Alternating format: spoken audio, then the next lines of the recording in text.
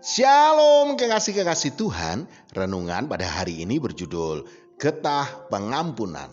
Sebelum kita mendengarkan renungan pada saat ini, marilah kita sama-sama mengawalinya dengan berdoa. Bapa, di dalam nama Tuhan Yesus Kristus, ya Roh Kudus, kami haus dan rindu akan kebenaran firman-Mu. Untuk itu berfirmanlah kepada kami, karena kami anak-anak-Mu telah siap untuk mendengar. Dalam nama Tuhan Yesus Kristus. Amin. Firman Tuhan pada saat ini terambil dari 1 Petrus 3 ayat 9. Dan janganlah membalas kejahatan dengan kejahatan atau caci maki dengan caci maki. Tetapi sebaliknya, hendaklah kamu memberkati, karena untuk itulah kamu dipanggil, yaitu untuk memperoleh berkat.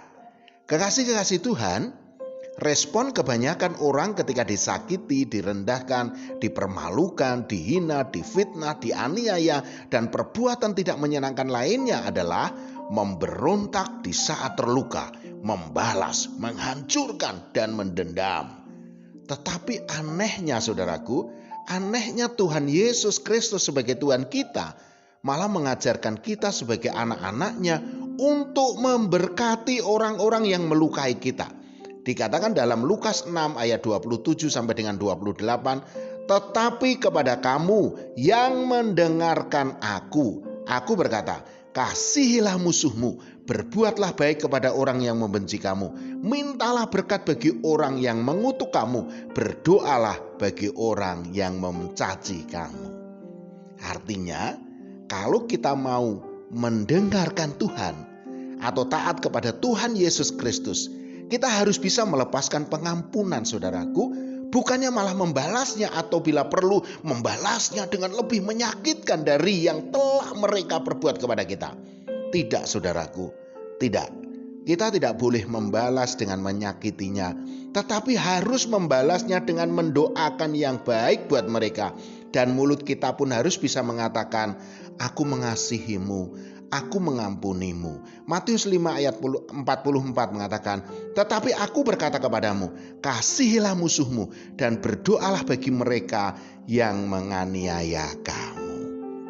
Saudaraku, seperti halnya pohon karet yang harus disayat, digores untuk bisa mengeluarkan getah yang lalu dibuat menjadi lateks, lalu diolah menjadi barang-barang yang bermanfaat bagi kehidupan manusia.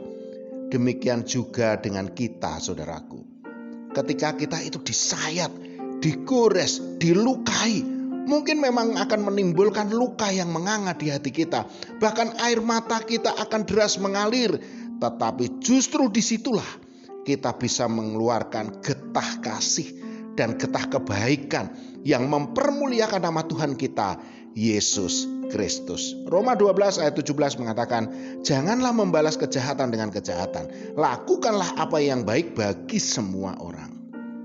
Memang tidak mudah untuk bisa mengeluarkan getah pengampunan itu saudaraku, karena kita memang masih manusia biasa.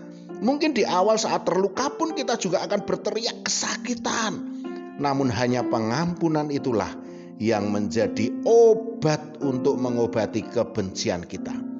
Bagi kita yang mengasihi Tuhan Yesus Kristus harus bisa mengeluarkan getah pengampunan dan kasih. Sebab kita melakukannya oleh karena Tuhan Yesus sudah lebih dulu mengasihi dan mengampuni kita. Roma 12 ayat 14 mengatakan, berkatilah siapa yang menganiaya kamu, berkatilah dan jangan mengutuk. Amin. Mari kita berdoa. Bapa, di dalam nama Tuhan Yesus Kristus ya Roh Kudus, ajar kami untuk bisa mengasihi dan bisa melepaskan pengampunan seperti Engkau telah mengampuni kami, agar kami penuh dengan sukacita dan berkat-Mu. Di dalam nama Tuhan Yesus Kristus. Amin. Selamat beraktivitas dan tetap semangat. Tuhan Yesus Kristus memberkati.